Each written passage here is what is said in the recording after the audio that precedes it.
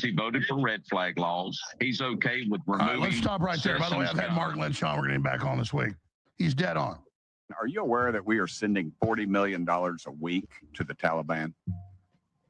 Yes, sir. Can you name other instances of foreign aid going to terrorist organizations?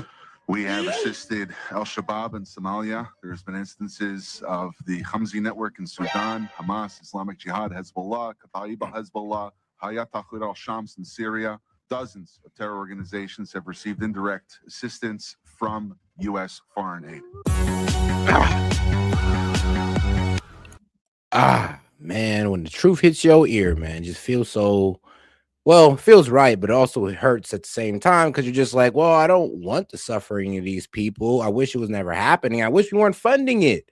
But this is what we got to show to the American people that, I mean, bro, this is the reason why. This is why we don't want no more problems in the Middle East. This is why we want out of the Middle East, because our footprint in the Middle East has been nothing but a problem for them and us for years. But hey, some people just want to keep it going. But all right, man, let's have some fun. At the administration that Let's have some fun, guys.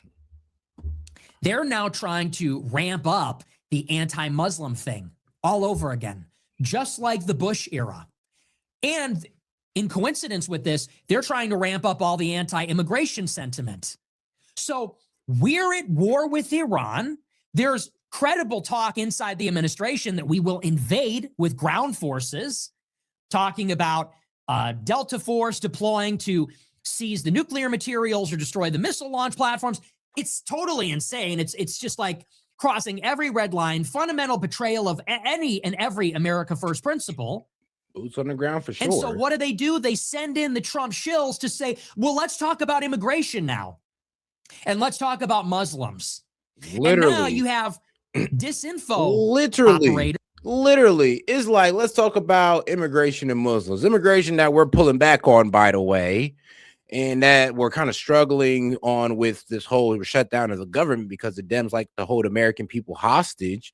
So we're struggling on that a little bit. And then all of a sudden, boom, they want to talk about, oh, well, what about the Muslims? We need to kick Islam out of America. And I'm just like, first off, what the hell does it have to do with the fact that we're in war with Iran right now? And second, like, what? I'm sorry, but Islam isn't our problem. Like, Middle Eastern interference is our problem. And let's be real, it's just the people that we're interfering with that's fighting us back just so happen to be Muslims.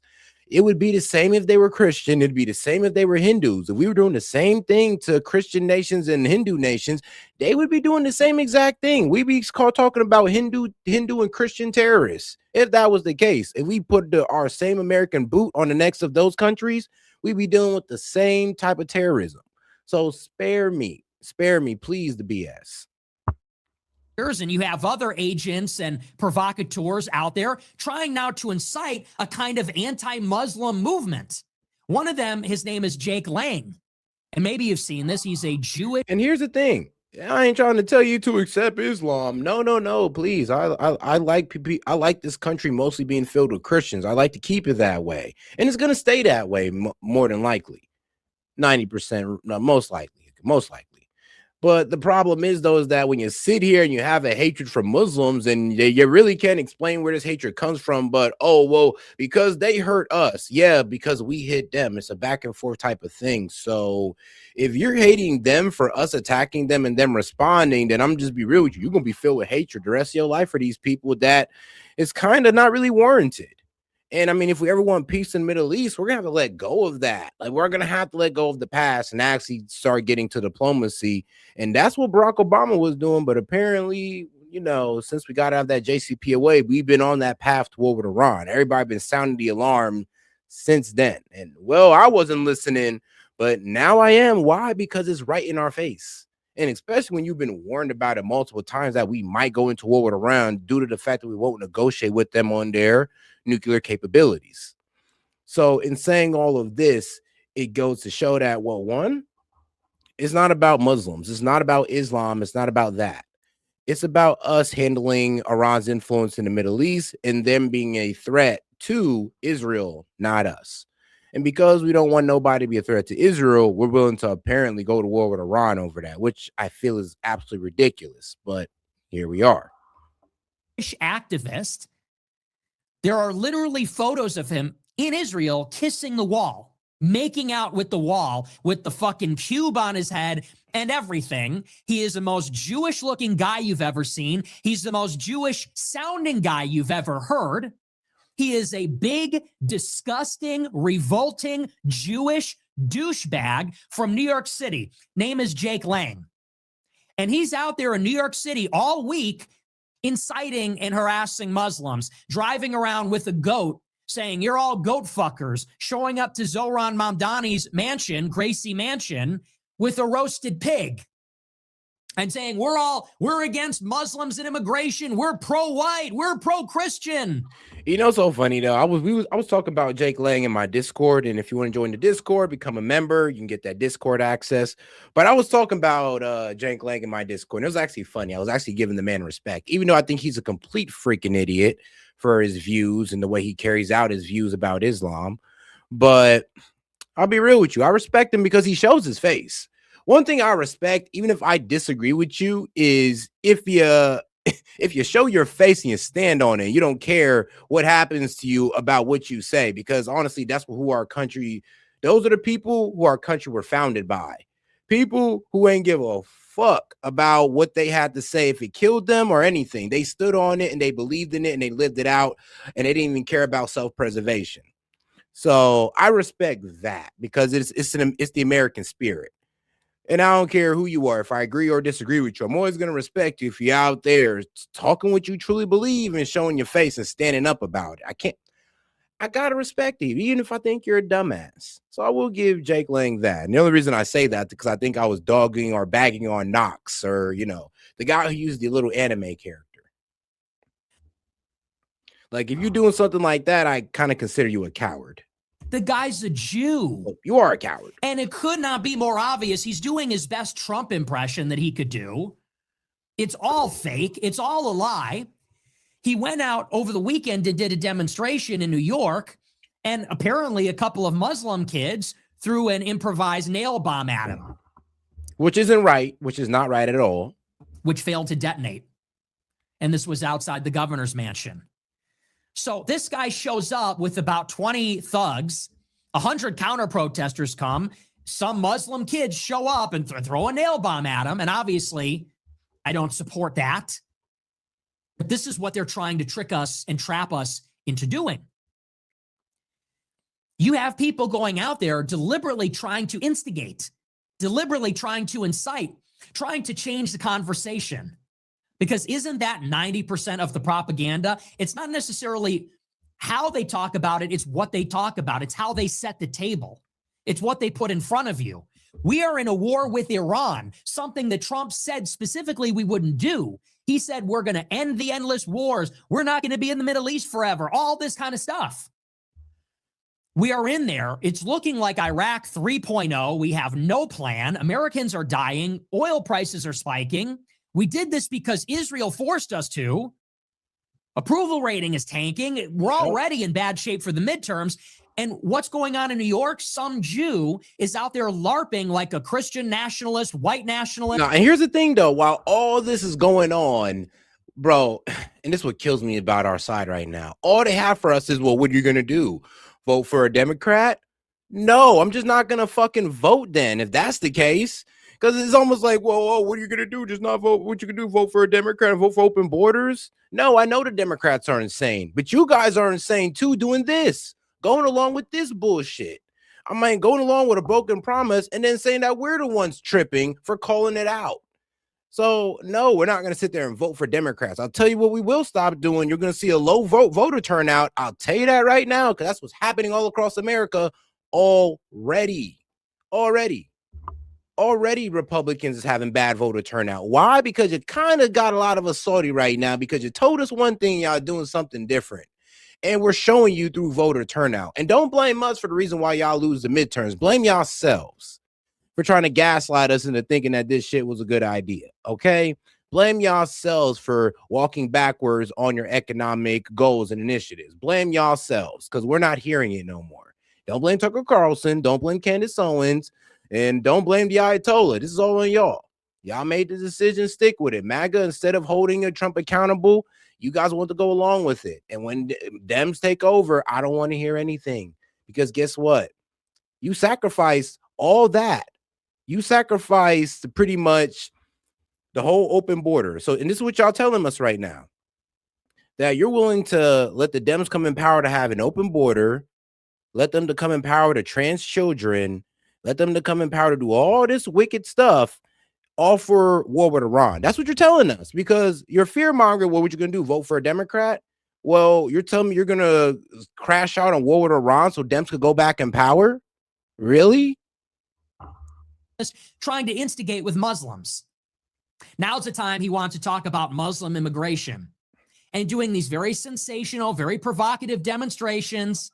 This is not a protest saying we're against immigration. This is a protest saying we're good. Oh, God, do me a favor and double tap that screen and like the video, guys. Appreciate the support, by the way. Let's get more people in on the conversation by double tapping that screen and pushing the channel through this shadow ban and into the algorithm.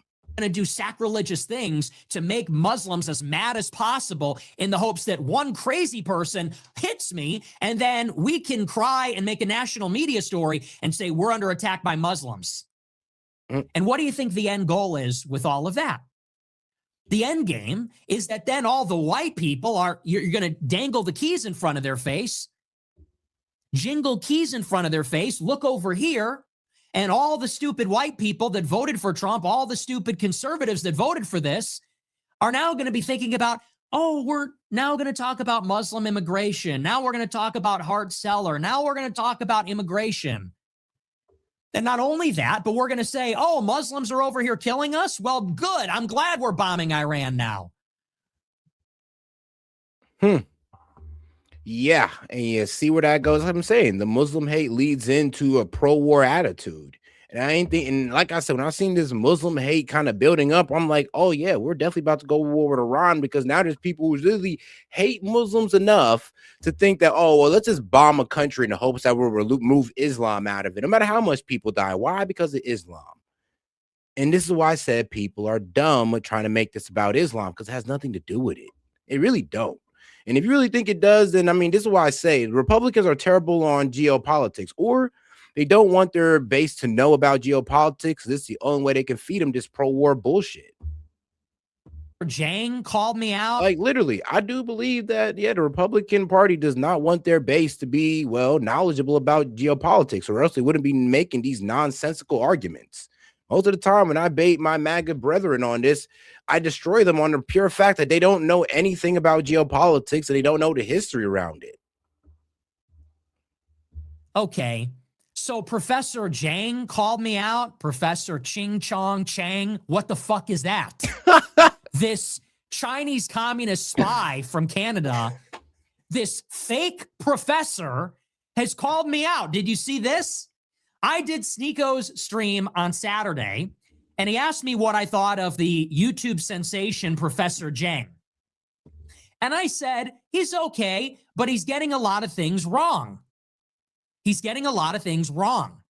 He is one of these Duganists that is pushing the Khazarian mafia theory, which exculpates the Jews for their guilt in killing God, among other things. I said, so he's okay, but he just gets things wrong. And I specifically said, I don't agree with that. And some of his doomsday end times prophecy stuff, that's wrong too. And it just seems to be a lot of conspiracy slop. He is one of these people that believes that Trump went to war with Iran so that he could run for a third term and stop elections from happening. So it's this weird mix of like Jesuit, Freemason, Khazarian mafia. Now, I'm not gonna lie though. The problem with Professor Jang is that, one, he's not really a professor. It came to find out he's a high school teacher, but everybody started calling him Professor Jang, so he just started going by it as an alias.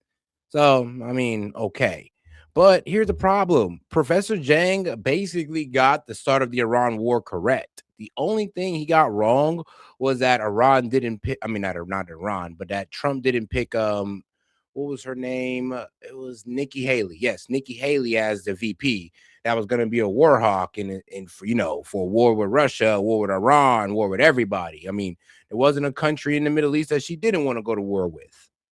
But hey, I mean, he didn't pick Nikki Haley, and he picked JD Vance, and hey, the Iran war still happened.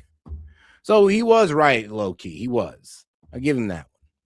This is why everybody's watching his lectures on the Iran war now, and they're going viral because he was right. And so far, he's been right so far, actually.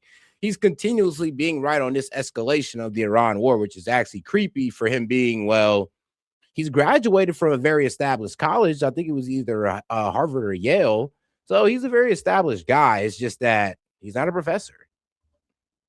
This is a terrible idea. And earlier I alluded to this, and this is the last thing I'll say about this operation.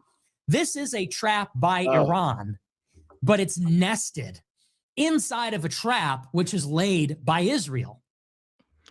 It's a trap. Oh, guys, make sure to double tap that screen and like the video, guys. We're about to get into this Nick Fuentes clip real quick. And let's see here. Wait, somebody sent 100 for 2 jewels. Wait, did you? Well, if you did, I appreciate it. I don't see it right here, but if you did, I appreciate it. And guy, you have any questions, comments, jokes, or disagreements, you can go ahead and send in a super chat. I'll be happy to read it out loud and engage with it. And make sure you guys double tap that screen and like the video, guys. We're going through a shadow ban. We're trying to break it. So you guys show engagement for that. Double tap the screen, comment on videos, all that good stuff. This is a terrible idea.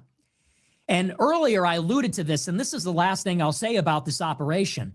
This is a trap by Iran, but it's nested inside of a trap which is laid by Israel. It's a trap from both countries. Now, you have to go back to the strategic objectives of all the parties involved. Iran wants survival. Israel wants regime change. They are in a fundamental tension. Israel wants Iran to be destroyed. Well, Iran wants not to be destroyed. So Iran has developed strategic weapons.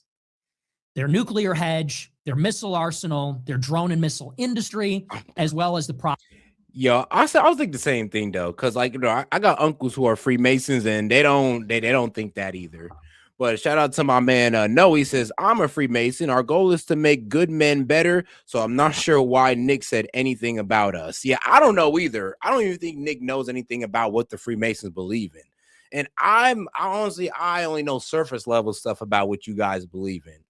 So I don't even know why he brought the Freemasons into it. What he was saying, honestly, even with Professor Zhang's lecture, he didn't really bring up the Freemasons a lot at all. I think he was bringing, when he was talking about eschatology, he was bringing up how Freemasons are somewhat a part of that, which I'm not really too sure about that. I don't really think the Freemasons are the radicals when it comes to eschatology or any religion.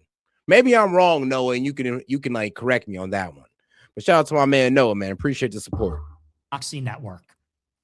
Well, these capabilities have now brought the United States into the equation because these capabilities threaten Israel necessarily. And that doesn't mean that Iran will use them offensively or aggressively, but it does mean every weapon has a deterrent as well as an offensive capability. You can't distinguish between the two. The United States has nuclear missiles. You could just as easily say those exist to deter Russia as you can say they exist to destroy Russia. Yeah, I mean, just like they're enriched uranium. I mean, you could say the uranium is used for, the 60% uranium is used for deterrent. Easily as you could say, oh, well, it could be used for a nuclear bomb. I mean, both are right. It could be used for deterrent and it could be used for a nuclear bomb. Both are right. So trust me, I get what he's saying on that. Because ultimately, deterrence is the threat of destruction. Yep. So because Iran has this stockpile of strategic weapons, ballistic missiles, cruise missiles, drones, nuclear enrichment, as well as the proxies, it necessarily threatens the regional order because it puts the Gulf countries in those concentric circles of the range of those weapons, as well as Israel and U.S. bases. So this is where we are brought into the equation. Now, fundamentally, we are brought into this equation because of Israel. Israel seeks Iran's destruction. So Iran has to invest all of its resources in these deterrent weapons. And that is what draws in the United States to counter those weapons, either by destroying them or through diplomacy. And this has been the triangulation from the beginning. Now, Israel is seeking Iran's destruction, but those weapons stand in the way. And those weapons do a very good job at deterring Israel. Yeah. Because Israel can never regime change Iran by itself. Why? Well, we're seeing why. Because Iran is a You know, huge it's so country. funny. You remember during that 12-day war where they was telling us, "Oh, America just need to stay out of our way, Israel's way, and let them finish the job." And Israel couldn't finish the job, so we need to get involved to save their ass. Yeah, I know, crazy. And it goes to show they was talking out their ass. They actually do need us to regime change Iran. They can never do it without us. And then here we are helping Israel trying to regime change Iran. And I'm be real with you, we're not even getting success with that. As much as Donald Trump want to sit here and sing to us sweet lullabies of regime change, trust me, when regime change happens, we'll all see it. We'll all notice it. I mean, Pete Hegseth and Donald Trump talking about regime change, and we're still seeing, well, missile strikes being carried out, drone strikes being carried out, the Strait of Hormuz is still being closed. So it sounds like the regime is still in power. I'm gonna be real with you guys. Sounds like it. With 90 million people, 4 times the size of Iraq, mountains and desert. They've got a middle class, a big economy, oil rich. They've got allies in Russia and China. Israel, a nation of 9 million people, could never step to Iran. And they especially can never step to Iran when Iran has them encircled by Hamas, Hezbollah, the Houthis, the Shiite militias in other countries, and especially not when Iran has 3,000 missiles. Yeah, and the Houthis joining the fight. Oh my God. I was going over it yesterday. Well, no, what was it on Friday? And Friday, Saturday, whatever day that was, but I was a little bit irritated with it. Why? Because I mean, the Houthis is a major problem. By themselves, not at all. By themselves, the Houthis not a problem, but in unison with the Hezbollah, Iran, yeah, in unison with them, yeah, they're a major problem now because we got Iran closing down the Strait of Hormuz, and now the Houthis, they have the ability to close down the Red Sea and the ability to strike the ports in Oman. And this is where everybody's trying to do. They're trying to go around the Strait of Hormuz and try to go through the Red Sea, but that's not helping them out. Why? Because one, the Houthis now are going to most likely attack them, and now everybody's playing scared to go through, just like everybody's playing scared to go through with the Strait of Hormuz off the threat of being attacked by Iran. The same thing is going to happen within the Red Sea. If not, it's already happening already. This was the problem about the Houthis joining because this gave Iran more of a strategical advantage in the region. That if it were a war only between Tel Aviv and Tehran, Iran would wipe Israel out with that missile arsenal.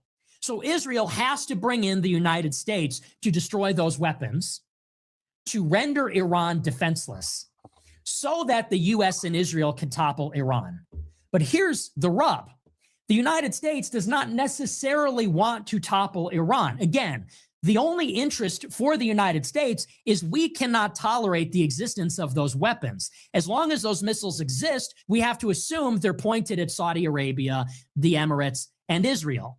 As long as that enrichment exists, we have to assume they are pursuing a weapon of mass destruction. And this affects us. Might as well. So we are brought in. Shoot, I might as well, man. That's what I always do.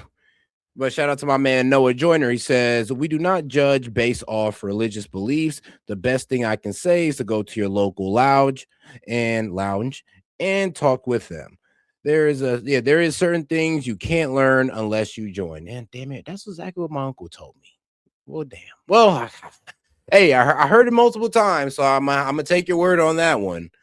But you know what? All right, I got you. Because honestly, that's what I had to do with, when it came to Christianity, Muslims, and all this good stuff. Like I had to literally go out in my community and like go to churches, go to mosques, and be like, all right, man, what's y'all real beliefs here? I'm trying to get an understanding. And we got a couple of them. It may be a bit far, but we got a couple of them over here in Columbus. So I'll go over there and talk to them. You never know. I might come back a whole Freemason for all we know. Like, surprise, surprise. And to destroy the weapons, but we're not married to the idea of toppling the government. So Israel, their trap is to draw us in to a existential total war with Iran with the weapons as the bait. And this is what they've done. So, for example, but all right, guys, let's get over to this video right here. I said I was going to save it for the